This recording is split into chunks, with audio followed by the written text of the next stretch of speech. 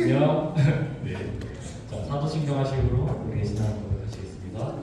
나는 전능하신 아버지 하나님 천지의 창조주를 믿습니다. 나는 그에게 일하신 아들 우리 주 예수 그리스도를 믿습니다. 그는 성령으로 잉태되어 동정녀 마리아에서 나시고 본디오 빌라도에게 십자가에 못 박혀 죽으시고 장사된 지 사흘 만에 죽은 자 가운데서 다시 살아나셨으며 하늘에 오르시어 전능하신 아버지 하나님 우편에 앉아 계시다가 거기로부터 살아있는 자와 죽은 자를 심판하러 오십니다. 나는 성령을 믿으며 거룩한 공교회와 성도의 교제와 죄를 용서받는 것과 몸의 부활과 영생을 믿습니다. 아멘.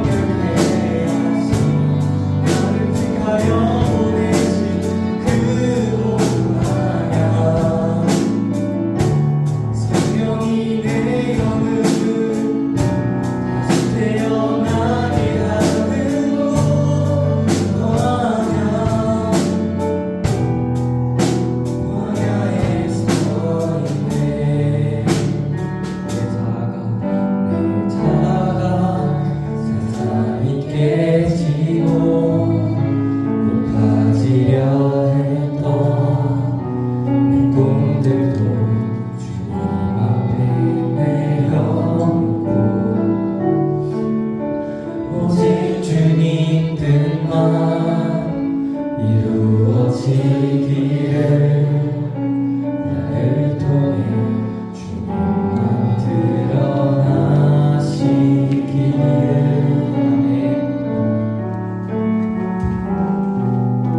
광야를 지나며 우리가 홀로 지낸다고 생각할 때도 주님은 우리와 함께 하십니다. 주님은 우리를 더욱더 자신을 붙들게 하시려 하시고, 주님이 우리와 함께 하시려 주님 우리에게 찾아오십니다. 지금 그 광야에 있는 어려운 시간 속에서도 주님을 더욱더 붙들 수 있도록 주님 우리와 함께 해주시옵소서. 우리가 뻗은 이 팔을 다시 한번 붙잡아 주시옵소서. 주님 이 시간 기도할 때에 주님 나의 마음에 찾아와 주시옵소서. 기도할 텐데 더 흥하고 우리를 위해서 박종찬 선생님께서 대표기도 해주시겠습니다. 기도하겠습니다.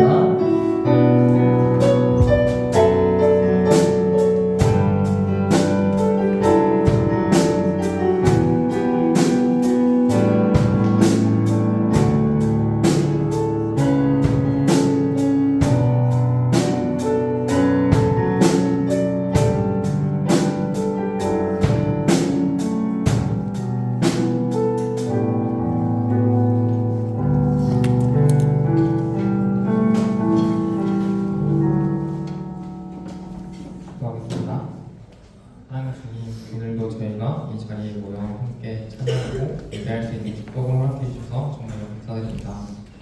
지난 한 주간을 돌아봅니다. 저희가 주님을 기쁘시게 하고 슬프시게 하기도 했습니다. 저희의 행동 하나하나를 돌아보게 하시고 저희가 주님을 더욱 사랑하는 삶을 살 수 있도록 도와주세요.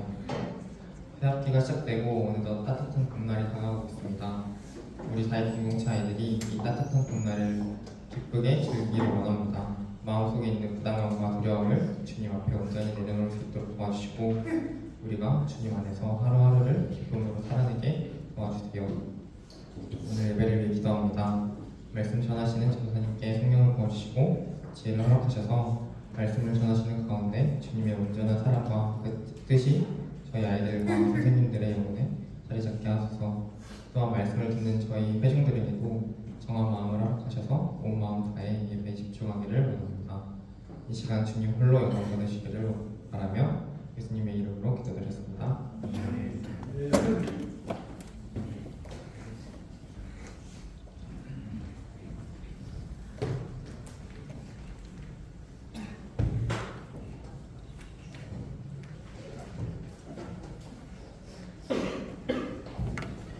자, 여러분 안녕하세요. 반갑습니다. 옆 사람하고 인사합시다. 얘들아, 안녕. 네, 반갑고요. 자, 우리가 지금 신명기 보고 있잖아요. 지금 말씀 시간이니까 신명기 보고 있는데 제가 신명기 말씀을 딱 준비를 했어요. 근데 금요일에 제가 이제 아침에 기도를 하다가 다음 주가 부활주일이고 이제 내일부터가 고난주간인 것이 이제 부변들 깊이 들어오는 것이죠. 그래서 다음 주 부활주일에 저희가 이제 연합예배라서 제 설교가 없거든요. 그래서 여러분에게 부활주일 설교, 예수님에 대한 설교, 고난에 대한 설교를 하라고 말씀하시는 듯한 느낌을 받아서 급하게 금요일에 준비를 했습니다. 그래서 오늘은 신명기 말고 예수님에 대해서 살펴보겠습니다. 길어요, 여러분. 오늘 집에 못 갑니다.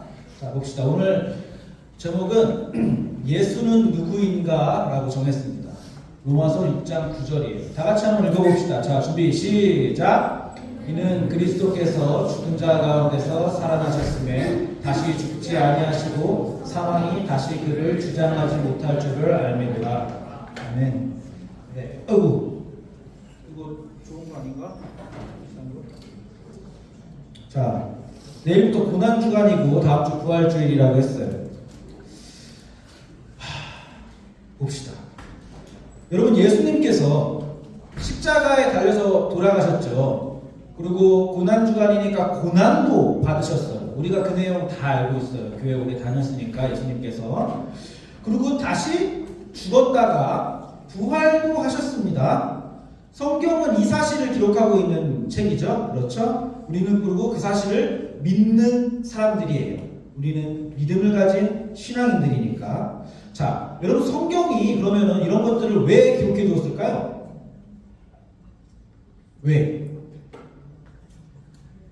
기본적으로는 당연히 알려주려고 기록한 거겠죠? 예수님이 이런 일을 해가지고 이런 일을 이루셨다, 이런 일을 하셨다라고 알려주려고 기록한 거겠죠? 그런 겁니다. 여러분 우리가 성경을 읽을 때 우리가 성경을 읽으면서 때로는 위로를 받기도 하고 때로는 감동을 받기도 하고 때로는 어떤 것들을 깨닫기도 하고 이렇게 감정에 취하기도 하고 그렇게 하지만은 우리가 보고 있는 성경은 왜 쓰여졌을까를 한번 고민해 보면은 이것을 쓴 사람의 의도가 뭐고 목적이 뭘까를 한번 생각해 보면은 그것은 예수가 누구인가를 알려주려는 의도와 목적을 가지고 쓴 것입니다. 그렇죠?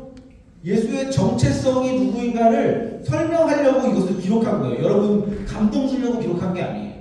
여러분 위로하거나 여러분에게 어떤 감정을 고취시키려고 쓴 것이 아니라 예수가 누구인지 알려주려고 그 목적과 의도를 가지고 필자가 기록한 거란 말이죠. 그 목적이 있는 것입니다. 그래서 성경에서 예수를 설명할 때 뭐라고 설명하고 있는지 비유하고 있는지 몇 가지 보면서 한번 예수가 누구인지를 알아보려고 해요. 첫 번째, 예수는 정결한 물뿌림이라고 성경에서 얘기합니다. 정결한 물뿌림. 이게 무슨 말이냐 하면은 요 히브리서를 한번 읽어볼게요. 제가 염소와 황소의 피와 및 암송아지의 죄를 부정한 자에게 뿌려 그 육체를 정결하게 하여 거룩하게 하거든 하물며 영원하신 성령으로 말미암아 흠없는 자기를 하나님께 드린 그리스도의 피가 어찌 너희 양심을 죽은 행실에서 깨끗하게 하고 살아계신 하나님을 섬기게 하지 못하겠느냐 이렇게 얘기하고 있어요. 이 문장이 너무 길어서 무슨 말인지 좀 헷갈릴 수가 있는데 이게 무슨 말이냐 하면은 여기서 지금 말하는 저 암송아지의 죄는요 여러분이 전에 봤던 민수기 19장에 나오는 얘기인데 이 붉은 암송아지 정결법을 이야기하는 거예요. 이게 뭐냐 하면은 붉은 암송아지를 죽이고 그거를 태워서 그 재하고 또 거기에 백향목, 우슬초, 홍색실 이런 것들을 태워서 재를 만들어서 실로한 물을 길러와서 거기에 잿물을 타가지고 사람들에게 이렇게 우슬초로 이렇게 찍어가지고 이렇게 뿌리면은 그 사람이 정결해진다라는 의식이 있었어요. 여러분 기억이 하나도 안 나겠지만 그런 게 있었어요. 민수기 19장에 그 사람이 정결해진다, 깨끗해진다라는 의식이 있었습니다. 그 의식을 얘기하는 거예요. 여러분 보세요. 6월절이 되면요. 6월절이 이제 이스라엘 절기 중 국제전에서 가장 큰 절기인데 6월절이 되면은요. 사람들은 예루살렘으로 정말 많이 몰려옵니다. 왜냐하면은 가장 큰 절기를 지키고 하나님께 제사를 드리기 위해서 유대인들은 다 몰려오는 거죠. 이스라엘 사람들은. 이때 몇 명이나 몰려왔을까요? 제가 옛날에 얘기한 적이 있는데 보통 이 절기가 되면은 예루살렘으로 몇 명이나 몰려올까요? 많이 몇 명? 2만 명. 2만 명? 10만? 30만. 자, 놀랍게도 100만 명이 넘게 몰려왔습니다. 그 당시에 100만 명에서 150만 명이 몰려왔다고요. 그러니까 정신이 있어요, 없어요? 정신이 없어요. 이 사람들이 저 멀리서 사는 사람들이 다 양 하나씩 끌고 샌들 신고 막 흙먼지를 풍기면서 막 오는 겁니다. 예루살렘으로. 근데 올라오던 사람이 올라오다가 여러 가지 더러운 것들이 묻을 거 아니에요. 근데 성전에 들어가려면 자기가 부정해서는 안 되거든. 부정하면 성전에 못 들어가니까. 근데 부정하지 않으려면 부정하게 하는 것들을 접촉하지 말아야 돼요. 그런 것들은 뭐냐? 동물의 시체라든지 뭐 죽은 사람의 무덤이라든지 이런 것들, 피라든지 이런 것들이 묻으면 안 돼요. 근데 몇 달 며칠을 이렇게 산 넘어서 막 오다 보면 그런 것들이 묻을 수가 있어요, 없어요? 있어요. 옛날에는 또 이제 산에다가 이렇게 평토장이라고 해가지고 평평하게 사람을 묻었기 때문에 내가 모르는 사이에도 무덤을 밟거나 할 수가 있단 말이에요. 그러면은 내가 부정해져. 그러면은 예루살렘으로 들어갈 수가 없어, 성전으로. 그럴 때 어떻게 해요? 저 붉은 암송아지 정결 의식을 행하는 거예요. 지금 저 위에서 저 사람이 저걸 행하고 있는 것입니다. 여기서 저거 풀떼기에 들고서는 저걸 지금 물을 뿌리고 있는 거예요. 사진이 저거를 하는 거예요. 자 보세요. 근데 내가 갑니다. 내가 시체를 밟았어. 그러면은 저 물을 맞아야 돼요, 안 맞아야 돼요? 맞아야겠죠, 당연히. 맞고 들어가야 됩니다. 근데 내가 시체를 안 밟았어. 그럼 맞아야 돼요? 안 맞아야 돼요? 그래도 맞았어요. 왜냐하면 밟았는지 안 밟았는지 내가 모를 수도 있잖아. 내가 모르는 사이에 내가 부정해져 있을 수도 있잖아. 내가 미처 회개 못한 죄가 있을 수도 있잖아. 내가 알지 못하는 나의 부정함이 있을 수 있으니까 일단은 맞고 들어가는 거예요. 일단은. 그렇게 저거를 다 맞고 들어갔습니다. 근데 100만 명이 몰려왔어. 그러면은 자 일렬로 자 차례차례 줄 서세요 해가지고 자 착 다음 착 이렇게 뿌렸을까요? 그렇게 못 뿌렸겠죠. 100만 명이 몰려왔는데 그냥 우르르르 가고 그 위에다가 막 뿌리는 거예요. 막 여러분 미스트 뿌리듯이 막 뿌리는 거예요. 그러면은 누군가 한두 방울 맞고서는 이렇게 들어가는 겁니다. 그렇게 히브리서에서 지금 얘기하고 있는 이 구절은 지금 이 의식을 두고 예수님이라고 얘기하고 있는 거예요. 예수님이라고. 얘들아, 너희들이 예루살렘에 들어가가지고 그 정결 의식을 해가지고 물 한 방울, 한두 방울 대충 맞고 들어가는 것도 너희들이 정결해진다고 얘기를 하는데 하물며 그리스도의 피가 너희를 정결하게 하지 못하겠느냐? 이 얘기를 하고 있는 거예요. 지나가다 맞는 그 물방울도 너희를 정결하게 하는데 하물며 예수 그리스도가 고난으로 진 십자가의 피로 말미암아 너희를 정결하게 하고도 남지 이 얘기를 하는 겁니다. 이해되시죠? 자, 그럼 저도 여러분들에게 이 정결 의식을 한번 행해 보겠습니다. 제가 질문하면 여러분 아멘으로 화답하시기 바랍니다.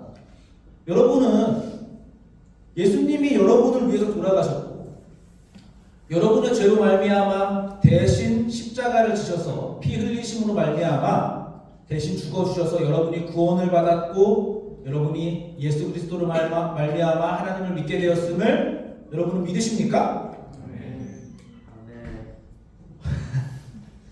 그래. 이 아멘이 무슨 의미가 있냐? 그냥 한마디 그냥 뱉은 건데 시키니까 그게 아니라는 겁니다. 물 몇 방울 뿌리는 건데 예수 그리스도로 피가 그만큼도 못하겠느냐? 그 얘기를 하고 있잖아요. 물 몇 방울 맞은 겁니다. 자, 지금 여러분도 미스트를 맞았습니다. 정결한 물뿌리. 믿으십시오. 여러분 정결해졌습니다. 여러분의 그 말 한마디로 여러분은 지금 이제 예루살렘으로 들어갈 수 있고 이제 6월절을 시작할 수 있는 신분이 된 거예요. 6월절을 시작할 수 있는 겁니다. 보세요. 그러면 그 다음으로 6월절을 시작할 수 있다고 했으니까 6월절을 시작해 봅시다. 성경에서는 예수님을 6월절 어린 양이다 라고 표현하고 있어요. 6월절 어린 양이다. 6월이 무슨 말인지 알아요? 넘어간다는 뜻이에요. 넘어간다는 뜻. 뭐가 넘어갔을까? 응? 재앙? 무슨 재앙? 맞아요. 죽음이 넘어갔다. 넘어간 것. 6월절. 죽음이 넘어간 절기입니다. 죽음이 넘어간. 여러분 출애굽기에서 마지막 재앙이 뭐였는지 기억나요? 마지막 재앙은 장자를 다 죽이는 재앙이었어요. 장자. 첫째 처음 난 것을 다 죽이는 재앙이었어요. 근데 이스라엘 사람들은 이 문 틀에다가 이 양의 피를 발라서 그 피를 바르면은 이제 그 집은 죽음이 넘어가는 거죠. 그래서 그 집 자식들은 죽지 않는 그런 것. 그래가지고 그 마지막 재앙으로 말미암아 이제 이스라엘이 이제 출애굽한단 말이죠. 그 재앙을 얘기하는 거예요. 그 절기를 기념하는 것이 6월절입니다. 죽음이 넘어갔다라고 했어요. 자, 그러면 여러분 죽음이 6월절 때 낮에 넘어갔어요? 밤에 넘어갔어요? 그쵸, 밤에 넘어갔죠. 왜? 밤에 넘어간지 어떻게 알아요? 영화에서 봤죠. 책에서 봤어요? 영화에서 본 거 아니야? 밤에 넘어갔어요. 어쨌든. 그러면은 6월절 절기의 축제는 낮에 지키는 축제입니까? 밤에 지키는 축제입니까? 밤에 즐기는 축제. 여러분 처음 알았죠? 6월절 절기, 6월절 축제는 밤 축제입니다. 밤 축제. 얼마나 신났을까? 밤에 다 같이 앉아가지고 6월절 만찬을 하면서 양고기 먹으면서 다 같이 축제를 즐기는 거예요. 모여가지고. 그리고 축제를 즐기고 막 열심히 먹고 마시다가 밤 12시가 되잖아요. 예루살렘에 그 많은 사람들이 다 같이 옥상으로 올라갑니다. 곳곳에서. 그리고 누가 시작했는지 모르는 찬양을 부르기 시작해요. 그러면은 기록에 따르면은 예루살렘 성이 흔들릴 만큼의 찬송이 나왔대요. 그날 밤 12시. 예루살렘 성이 흔들릴 만큼 모두 100만 명이 올라가가지고 다 같이 찬양을 하는 거예요. 얼마나 하나님 보시기 어땠을까? 대단한 장면이었을 것 같아요. 우리가 본 적은 없지만 그런 축제였습니다. 밤 축제였어요. 그런데 이 6월절에 하루거든요. 일단 6월절 자체는 하루입니다. 6월 절기는 일주일이지만은 하루 6월절에 잡는 양이 몇 마리였을까? 총 맞춰보세요. 또 아까 사람은 100만 명이 왔다 그랬어요. 100만 명에서 150만 명이 왔다 그랬어요. 양은 몇 마리를 잡았을까요? 그 하루에 5만 마리? 10만? 20만 마리? 100만. 자, 요세푸스라는 그 당시 성경시대 1세기 역사가가 있는데 그 사람의 기록에 따르면은 역사 기록에 따르면은 23만 마리 정도 잡았다 합니다. 어떻게 알아요? 그랬더니 이 양이 너무 많으니까 그 당시 이제 로마 황제였던 클라우디스가 그 지역 이제 유대 지역 그 다스리는 왕이었던 아그리파 왕한테 너 이거 말이 되냐? 23만 마리를 하루에 잡는 게 나는 믿을 수가 없다. 양 잡으면 콩팥을 다 얻어다가 몇 마리인지 세봐라. 그랬더니 그 콩팥이 23개가 나왔대요. 그래서 3만 마리가 잡았다고 기록에 써 있습니다. 기록에 23만 마리를 잡았대요. 와, 저 어떻게 잡았을까? 하루 만에 23만 마리를 잡는데 하루 종일 잡는 것도 아니에요. 왜냐하면은 상번제라는 건 항상 드려야 돼요. 멈추면 안 되거든요. 아침 상번제가 있고 저녁 상번제가 있어요. 오후 상번제가 있어요. 아침에 드리고 상번제를 드리고 오후 상번제를 6월절에 조금 땡겨서 드렸어요. 그러면 1시 전에 끝난단 말이죠. 그러면은 1시부터 이제 잡기 시작하는 거예요. 양을. 근데 저녁에는 만찬을 먹어야 되잖아요. 그럼 그 전에 다 잡아야 되잖아요. 그리고 해지기 전에 잡아야 된다는 법칙이 있었어요. 그러면은 통상 4시 전까지 잡았다고 합니다. 4시 전까지. 그럼 1시부터 4시까지 3시간 만에 양 23만 마리를 잡을 수 있어요? 없어요? 인력에 따라 다른가? 그 제사를 도와주는 인력은 몇 명이었냐면은 24반차, 12반차 24 곱하기 12 몇이야? 288? 288명이었습니다. 288명 288명의 제사장들이 양을 잡는 걸 도와주는 사람이 있어.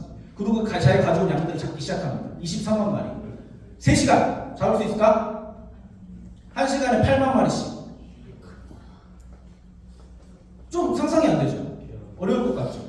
그리고 시간뿐만이 아니라 그 성전이라는 그 공간은 한정되어 있는 공간인데 그 안에 양이 8만 마리가 들어간다는 것, 그리고 그걸 잡는 사람들이 들어간다는 것, 그 물리적인 그 공간이 될까요? 말이 안 되잖아요. 그래서 로마 황제도 콩팥을 세보라고 한 거예요. 말이 안 되니까. 그래서 유대인들한테 가서 묻습니다. 학자들이나 사람들이. 당신들은 그게 말이 된다고 생각하십니까? 어떻게 하셨습니까? 어떻게 그것이 가능합니까? 라고 물어보면 유대인들이 뭐라고 하는지 아시나요? 하나님이 하십니다. 이렇게 대답합니다. 하나님이 하시니까 됩니다. 눈 하나 깜짝 안 하면 그렇게 대답합니다. 당연하다는 것이. 여러분 이거 믿어지세요? 어떻게 유대인들은 그렇게 당연하다는 듯이 얘기할 수 있을까요? 물리적으로 말이 안 되는 일.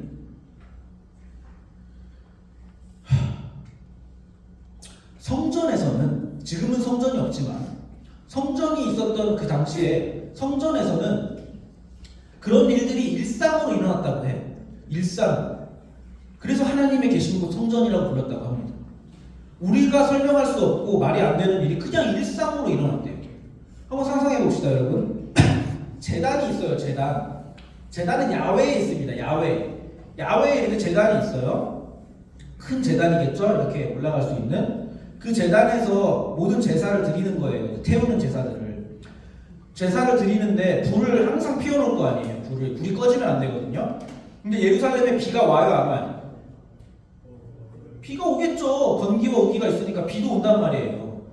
비가 오면은 비가 많이 올 때도 있고 적게 올 때도 있겠지만 많이 와요. 그럼 불이 꺼질까요? 안 꺼질까요? 당연히 안 꺼졌다고 합니다.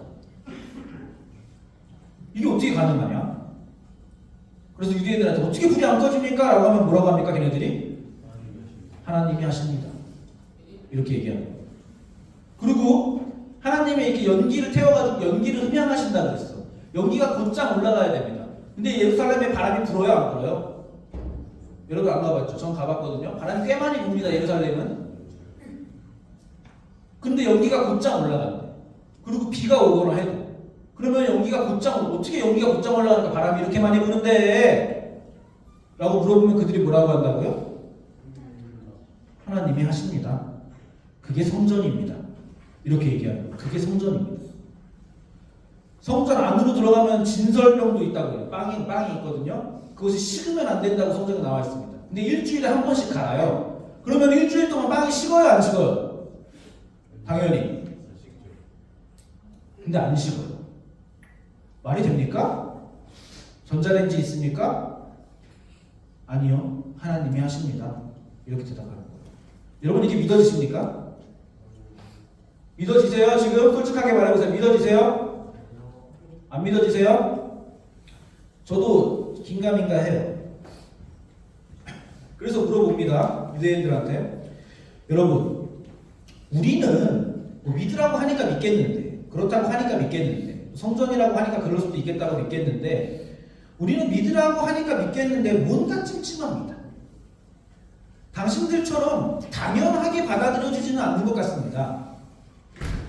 이게 무슨 차이입니까?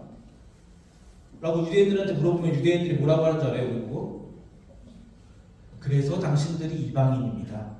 이렇게 대답합니다. 그래서 당신들이 뼛속까지 이방인인 것입니다. 이렇게 대답합니다. 여러분 우리는 이방인이죠? 이스라엘 민족이 아니죠? 우리는 이방인입니다. 이방인은 본질적으로 하나님을 믿지 않는 사람들이에요. 우리는 하나님을 믿을 수가 없게 설계되어 있습니다. 우리의 본성상. 성경 밖에 있는 하나님에 대해서 굉장히 어색해합니다. 여러분 이방인은 성경에 써있는 건 믿어요. 여러분 홍해를 갈랐다고 믿으시죠? 그쵸? 그런 거 믿어요. 지팡이를 뱀으로 바꾸신 거 믿습니다. 만나를 내리신 것도 믿어요. 불기둥과 구름기둥으로 이스라엘 민족을 광야에서 인도하신 것도 믿어요. 해와 달 만드셨다고 우리는 믿습니다. 의심하지 않아요. 그런 것들을 믿으면서 23만 마리를 3시간에 어떻게 잡습니까? 비와 연기가 어떻게 곧장 올라갑니까? 불이 꺼지지 않습니까? 이런 것들에 대해서 어색해한단 말이에요. 왜 그렇습니까? 왜 그렇습니까? 홍해를 가는 것을 믿는 사람들이 왜 이런 거에서 갸우뚱하는 겁니까? 우리는?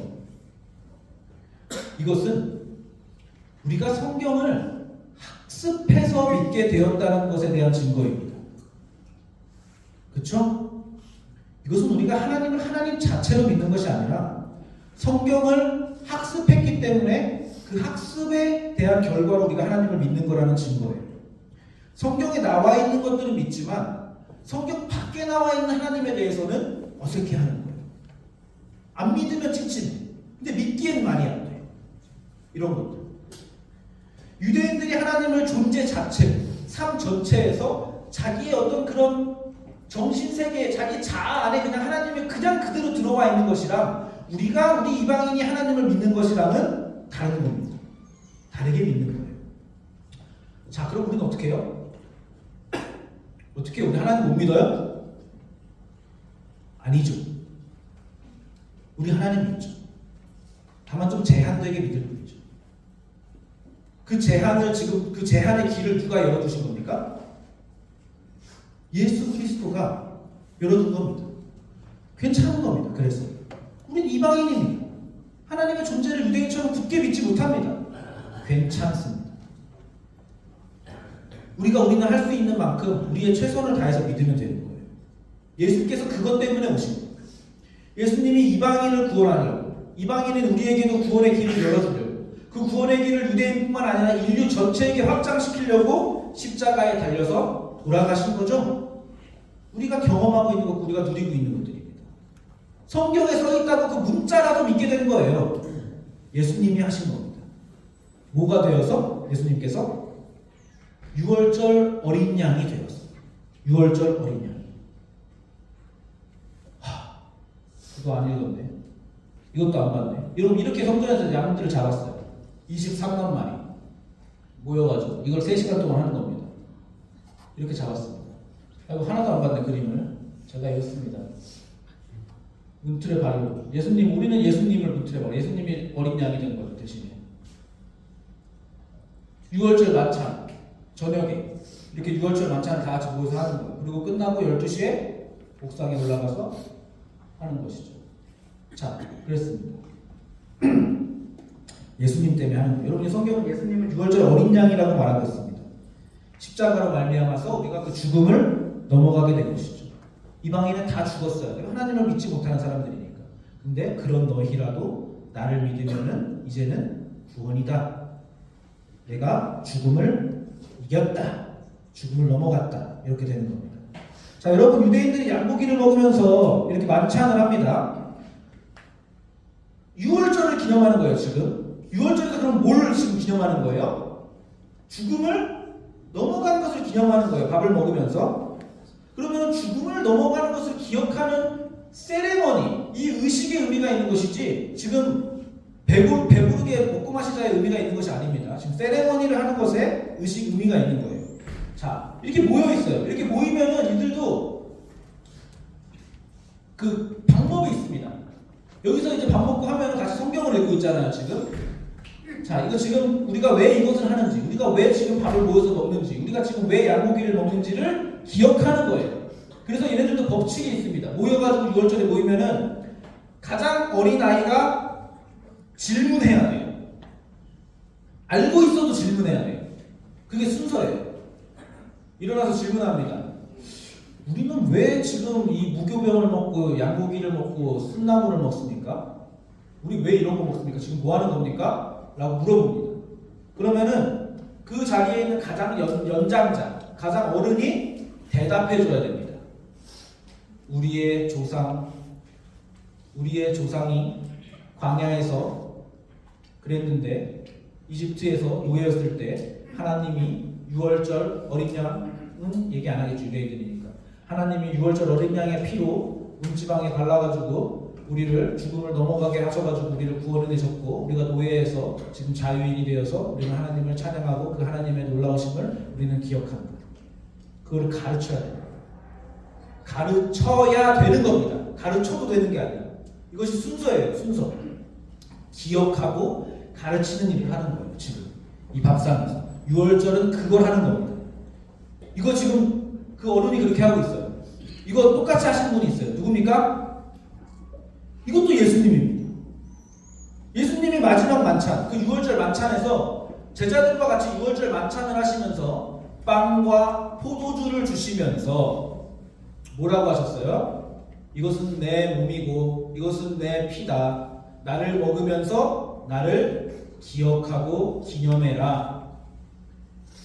6월절 어린 양을 먹듯이 서로 모여서 나를 먹으면서 어린아이가 어른에게 질문하고 그 당시 6월절 출애굽 사건을 다시 기억해서 하나님의 놀라우심을 우리가 기억해내듯이 똑같이 너희도 나를 먹으면서 6월절 어린 양인 나를 먹으면서 나를 기념하고 나를 기억해라.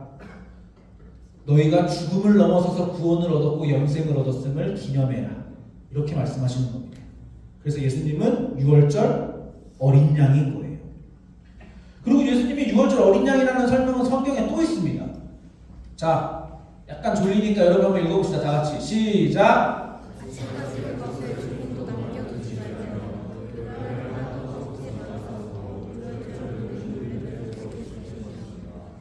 6월절 어린 양은 법칙이 있어요.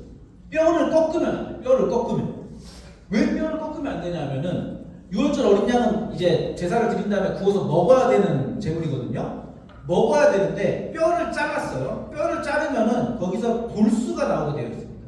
근데 그 골수가 들어가면은 그거는 부정한 것이죠. 부정한 거. 먹지 못합니다. 그래서 뼈를 자르면 안 돼. 먹는 것에 있어서.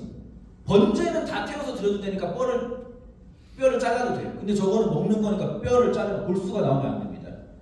자, 그래서 관절 부분을 이렇게 잘라가지고 뼈를 잘랐거든요. 살을 잘랐거든요. 자, 여러분, 근데 성경에서도 예수님을 두고 뼈를 자르지 않았다고 되어 있습니다.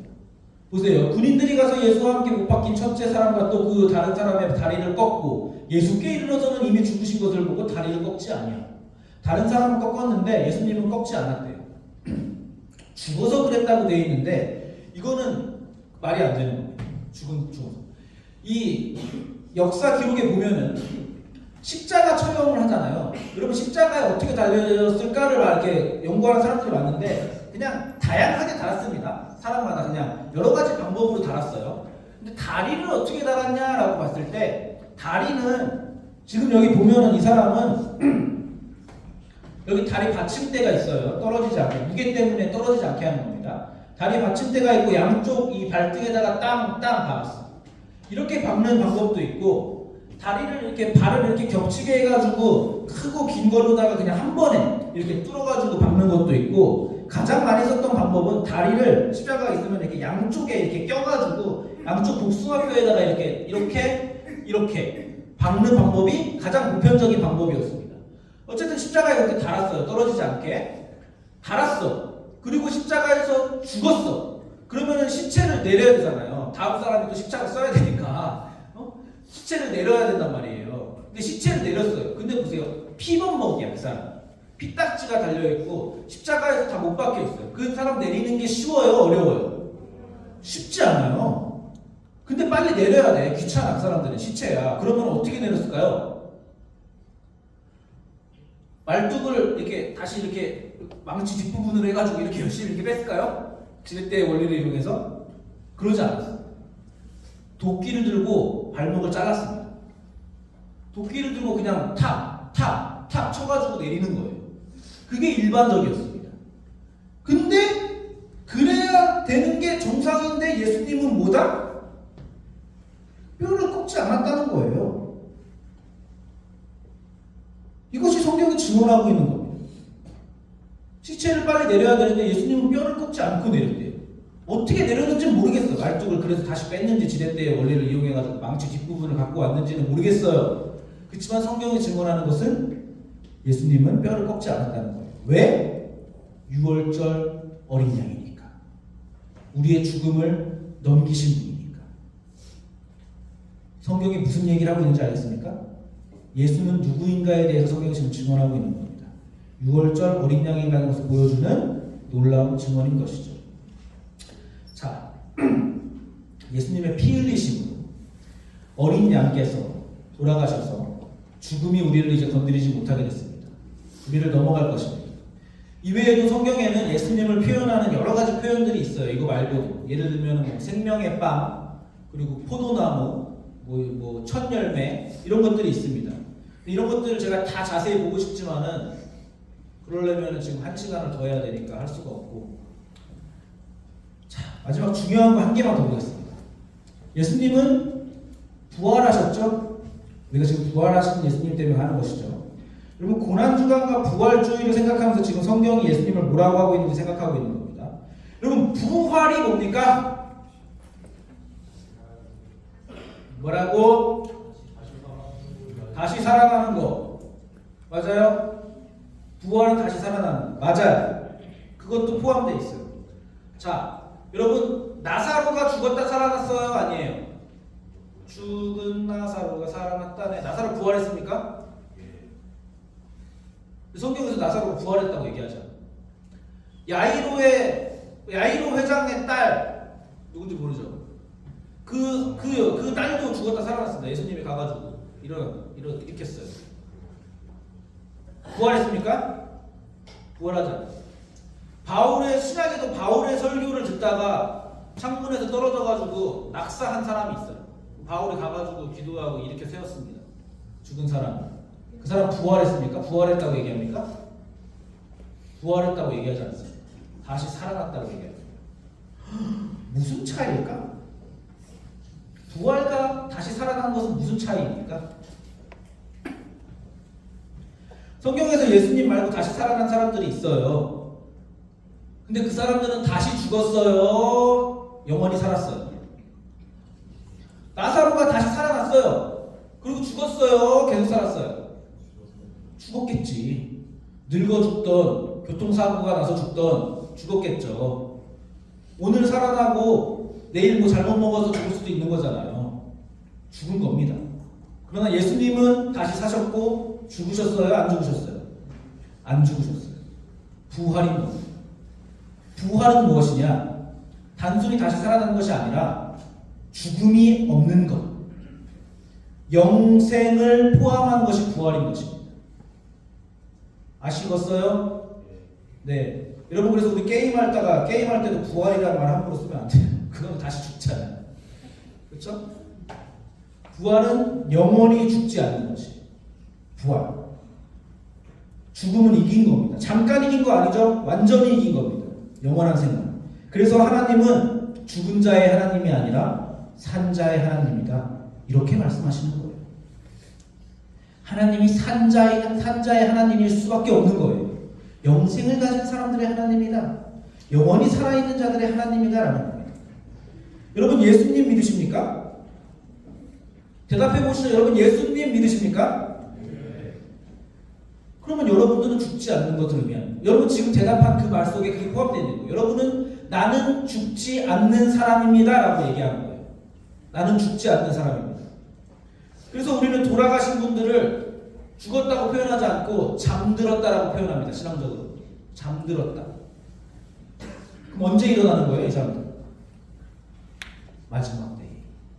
예수님 다시 오실 그날에, 재림하실 그날에 우리가 다 같이 잠에서 깨어 일어날 것이다 라고 얘기하는 거예요.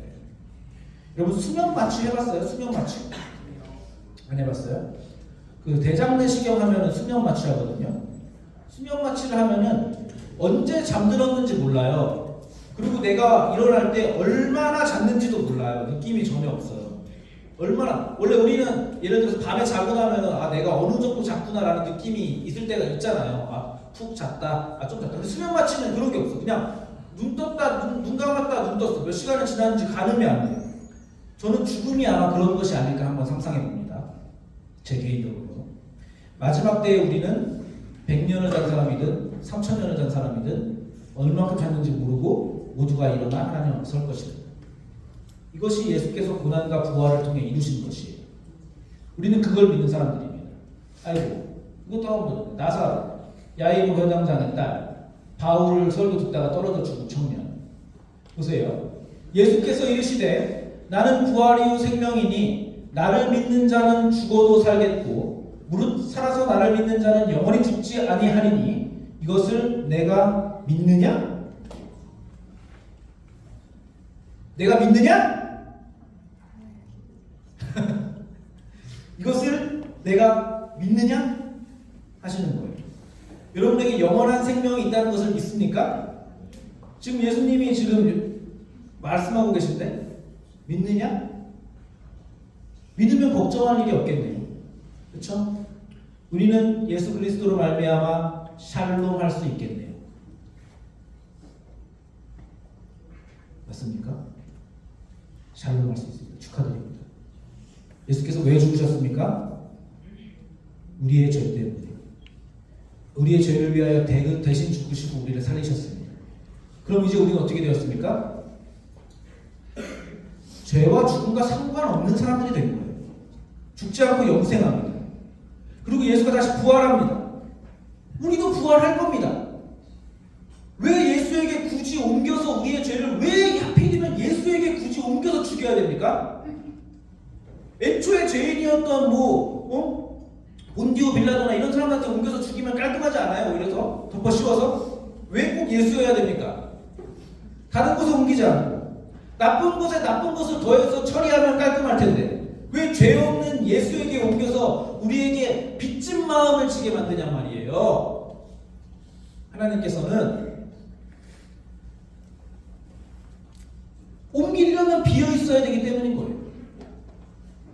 죄가 가득 차 있는 상태에서 이 가득 차 있는 죄로 옮기려면은 빈 컵에 옮겨야 되기 때문이죠. 가득 차 있는 걸로 옮기려면.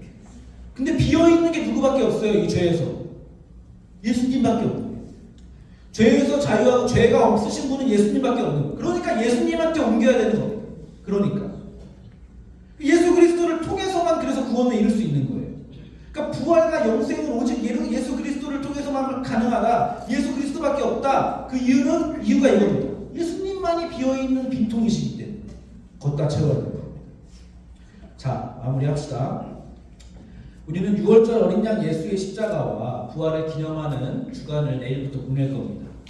여러분 기왕이면은 그래서 내일부터 한 주간은 좀 다르게 한번 살아보세요. 다르게. 저도 일주일간 다르게 살 겁니다. 여러분의 방식대로 뭐라도 해보세요. 뭐 게임을 끊는다든지 미디어를 끊는다든지. 표정 안 좋네 벌써. 알아서 눈치껏 묵상을 매일 해본다든지 그런 거 어때? 여러분들 할 수 있겠죠? 네. 말씀 묵상을 매일 해본다든지 한두 개 금식을 해도 좋고 그런 겁니다. 자, 그렇게 보내는 겁니다. 예수님이 누구이신가? 무엇을 하셨는가? 오셔가지고 무슨 목적을 이루시고 왜 예수여야 되는가? 그리고 성경이 예수가 누구라고 지금 온갖 비유와 온갖 그 표현을 통해서 예수를 설명하고 있는가? 우리가 그것을 오늘 조금 보았습니다. 이거 말고도 넘치고 넘쳐요. 하지만 우리가 지금 조금 보았습니다. 여러분에게 예수 그리스도가 누구신지 좀 알길 바랍니다. 알았으면 좋겠습니다. 그리고 예수님이 우리 때문에 죽으셨고 그리고 부활하셨고 그리고 그 부활은 무엇을 의미하는지 여러분이 오늘 배운 것을 잊지 않았으면 좋겠습니다. 그래서 예수님이 필수 불가결한 존재다. 나에게, 우리에게. 그것을 확실하게 인정하는 여러분이 되었으면 좋겠습니다. 자, 우리가 그러면 처음 읽었던 오늘 설교 본문을 다시 한번 읽고 마치겠습니다. 다 같이 읽어봅시다. 자, 시작. 이는 그리스도께서 죽은 자 가운데서 살아나셨음에 다시 죽지 아니하시고 사망이 다시 그를 주장하지 못할 줄을 압니다. 아멘. 자, 이 구절을 분명히 새기고 잊지 마시기 바랍니다. 예수는 누구입니까? 다시 사신 예수님입니다. 우리 죄를 위해 죽으신 예수님입니다. 그리고 다시 죽지 않으시는 예수님입니다. 6월절 어린 양이십니다. 우리가 그로 말미암아 영생을 얻었습니다. 내일부터 고난주간 경건하게 잘 보내시기 바랍니다. 찬양하겠습니다.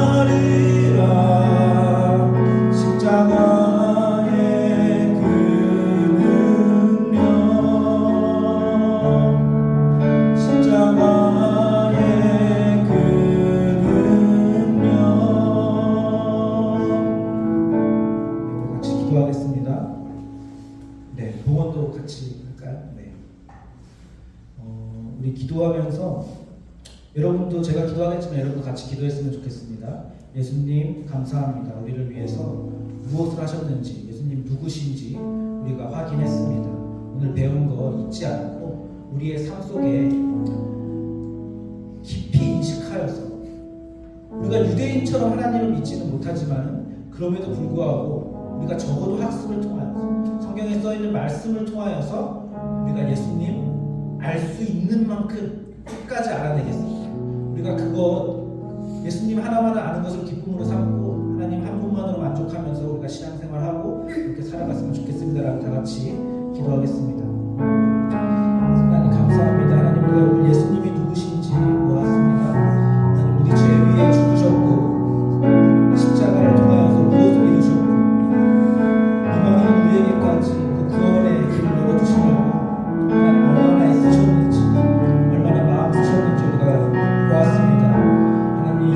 우리가 그 구원으로 말미암아 거룩해지고 주님의 형상 따라서 우리가 점점 하나님 닮아가기 원합니다. 십자가의 능력으로 우리를 변화시켜 주옵소서. 하나님, 우리는 너무나 연약하여서 그 일을 이룰 수가 없는 불쌍한 존재입니다. 하나님의 옷자락을 붙잡습니다. 하나님만 붙잡고 우리가 하나님 따라갑니다. 도와주시고 우리를 인도하여 주옵소서. 하나님의 이 놀라우시고 끝없으신 사랑, 우리는 상상할 수 없는 이 신비의 사랑, 하나님 감사하고 그로 말미암아 하나님께 찬양드립니다. 우리를 위해서 희생하신 그 생명과 이제 다시는 죽음이 없는 그 부활의 능력, 우리가 믿고 따르오니 그것으로 우리를 변화시켜 주시고 우리에게 새 생명 닮은 사람, 새 생명 받은 사람답게 우리 세상에 나가서 빛과 소금으로 하나님의 백성으로 하나님의 자녀로 살아갈 수 있도록 하나님 도와주옵소서. 아버지 감사합니다. 하나님, 우리가 받은 생명 무엇인지 확인하고 기억합니다. 아버지, 우리가 받은 사랑 무엇인지 기억합니다. 하나님, 십자가를 통하여서 6월절 어린 양 되셔서 우리를 죽음에서 넘기셨고 다시는 그 죽음이 오지 않게 부활을 이루셨음을 우리가 확인합니다. 그것이 너무나 크고 놀랍고 감사하여서 우리가 작은 예물로서 하나님께 헌물을 드려봅니다. 하나님, 이거 기쁘게 받아주옵소서. 그리고 우리가 더욱더 헌신하고 하나님께 헌금뿐만 아니라 나의 시간, 나의 정성, 나의 마음, 뜻, 힘 모든 것을 다하여서 하나님을 섬기고 하나님을 사랑하는 우리가 되게 하옵소서. 예수님의 이름으로 기도드립니다. 아멘. 자, 우리 주기도문으로 예배를 마치겠습니다.